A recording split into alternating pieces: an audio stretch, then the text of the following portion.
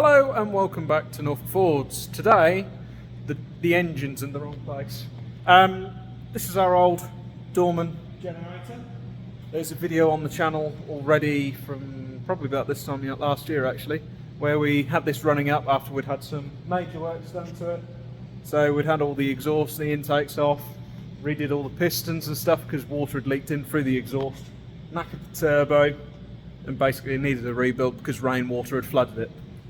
So since then we've only had one power cut, which is fine, you know, but there's a lot of engine here which is sat here doing not a lot, so we're kind of moving it. Not that we don't need it, we just need something better. So currently we're out with the old and in with the new. So right here we've got our, well, I was about to say brand new. It's new to us and it's done no work at all. This is a Scania generator with a 380 kVA electrical pack on it. So this is going to be generating it's going to be generating a lot of power, and well, why do we need to change it? There's nothing wrong with the Dorman, nice big engine, it works well. This is no longer a backup generator, this is now a 24/7 generator. Going forward we're going to run 24/7 to power the coal stores and this end of the nursery. So we obviously have quite a lot of power demands with the wood chip boiler. We've got the coal stores running flat out a lot of the years, drying walls. We use a lot of power, and given that the prices of electricity at the minute are so, I won't say they're bumpy, but they're definitely going up like a mountain, we realised that perhaps now is the time to start thinking about a generator of our own. So the price of, I couldn't even tell you the numbers actually, that's probably where I've done wrong, but the price of electric is a lot more than the price of diesel to run one of these machines. By the time you've counted in the cost of buying the generator, installing it and putting in all the setup, as well as constant servicing and stuff, because running these 24/7, these do have to be serviced quite regular. So by the time you actually put that in, it still works out cheaper than buying electric from the grid, but it's still not a cheap hobby. But this is where we've been quite clever. So obviously I've mentioned we've got the wood chip boiler, you guys have seen it before. We're cheating the system a little bit. We've got a heat exchanger on this generator. So you come around here, we haven't finished the installation yet, but this is a heat exchanger, and ordinarily this is where the exhaust comes out and goes through big old silencer here. Instead it's going to come out, go in here, and in here is effectively a heat exchanger where water will be going in through the top plates, in and out here, and then the exhaust can carry on out this side and then go through the silencer and then up and over the roof. So I said that this still kind of becomes a very expensive system by the time you've installed it, maintenance, all that sort of stuff. It's still expensive, but it still works out cheaper than buying from the grid. But the quirk of this is we've got a heat exchanger which is going to be taking heat, which is a wasted product on all engines. The heat from the exhaust is going through a heat exchanger, which is then going into these pipes, and these pipes go off into the cool side of the glass houses, which is effectively, this is a preheat before the water makes its way back to the wood chip boiler. So by the time I don't know how we're going to calculate it, but I reckon if you calculate, well, we've got a temperature flow meter going in at some point, so once this is up and running we'll actually be able to tell you what this saves us in terms of heating the wood chip, because by using the waste product of this to heat the cooled water before it gets properly heated by the boiler, that should improve efficiencies on the site. This is turning very much into a ramble, but that's the gist of it. We've got a preheat which is using a wasted product, the waste heat from the exhaust, and we're preheating the water. So we should be saving in a lot more departments than just the electric bill. So suddenly, suddenly a 24/7 generator seems like a very good idea. Let's have a closer look. We'll start up this end. So this is the control panel end. So as we can see from this badge here, we've got the kVA, the kilowatts, the volts, the hertz. I'll be honest, it means very little to me. All I know is this is, I think this is twice the output of the Dorman and burns half the diesel. It makes a lot of sense again, doesn't it? So here we've got the control panel. This is on a battery, so we can just have a little look. That's just going to beep at us and tell us very little, apparently. Okay, be quiet then. Don't need to worry about that. But yeah, anyway, this generator has not done a lot. I think this generator, actually, let's have a look at that service tag. When was this first serviced? I can't see it, the pen's faded.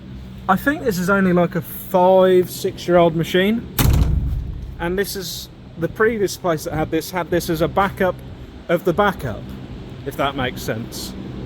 So this machine has only done 14 hours. We look in here, we have the very beautiful Scania engine, all very pristine, and she's done 14 hours and the oil is still crystal clear. You can hardly believe it, can you? But what an absolutely awesome engine. This would be, you know, I think this is like a 400 horsepower type thing, same as what they put in the lorries. 6-cylinder, so not quite as cool as the V8 Dorman, but it's a lot more efficient, so you've got to give it some credit there. It's very nice. We haven't had it running yet, and I'm very excited to get it running, but we're waiting to get it all piped up for the exhaust and stuff. Here's the exhaust up here, straight off the turbo. So then, like I said, this pipe is going straight into our heat exchanger, so then we're going to be nicking the heat back off of that. And yeah, it's just really cool, isn't it? You have a look in here as well. And there's the actual motor part of the generator. So obviously this is like the air intake, where the air is going to flow around it, keep itself nice and cool. You can see the back of the control boxes. But it's just ludicrous. And considering we had that massive great room, this is where the Dorman used to sit, inside this shed. We don't need that anymore because this has got its own little box. But yeah, up above us here is all the pipe work for the heat exchanger. So that pipe work comes along here, shoots across here, goes up and over and back into the cool side. So we've got a pump that's going down at the base here. So that's going to drag cool water down to the system, and then, like I said, it just comes back up through the pipes in the roof here and back into the cool system. So then it's preheated before it goes back to the buffer tank to heat up again to go back into the glass houses. You know, when we get this going, I think this is going to be a brilliant idea. This is going to save us no end of money, the efficiency on the water, you know. It's just a lot of things going for it. And also it's a Scania. Scanias are just cool. Look at it. Hang on, I'll put the torch on. Look at it, it just looks tidy for an engine. Look at it. The biggest problem this engine has is it hasn't been worked. It's had 14 hours just on checks and stuff, I bet you. This has never worked a day in its life. It's very cool. Very cool.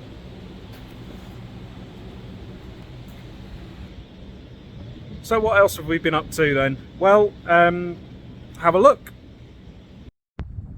So here we have the barley that I've been putting in for the past day. So quite pleased with it. All we have done is subsoiled it first, and then we've gone in with the homemade combination after. So I guess you could call this men-till. It's only had 2 passes, as you can see. Still, it's cloddier than I'd liked it to have been, but everything's covered. Dig around, I don't know if I'll find any. There's some.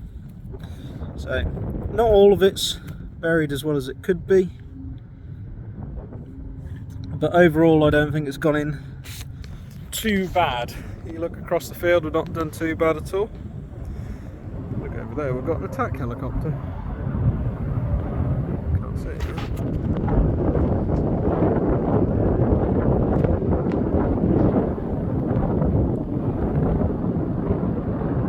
I bet you he'd tell me if I had some curves in my drilling.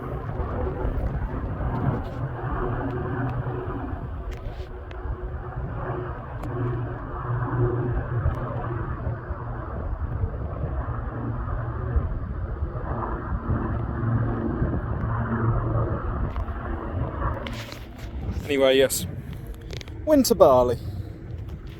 First winter crop, all very exciting. That's now in the floor. So, Dad's run around with the tractor marking out the spray wheelings as well. So, he reckons we may end up spraying the pre-emergent late one evening. It's quite windy right now, so you'd never do it now. But yeah, very pleased with the start we've got. It's looking good. Yeah, stay tuned for winter wheat. So here's the mighty CM sitting down after its hard day's work. To be fair, it was working fairly hard. The temperature gauge was getting up there. It weren't quite at red, but it was getting up there. You watched it. Yeah, it's brilliant. Anyway, bridge link onto the Massey 30 drill. Still working very, very well. Feel quite happy with how all the barley's gone in, as I just mentioned. It still works as a setup. There's nothing wrong with this at all. So we've still got quite a lot of barley left. I'll open the hopper and show you.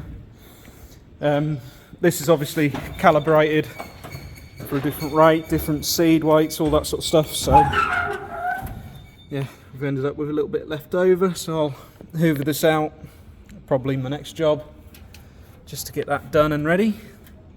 Because next we're moving on to winter wheat. So the drill ain't done yet, but I think the power harrow will be.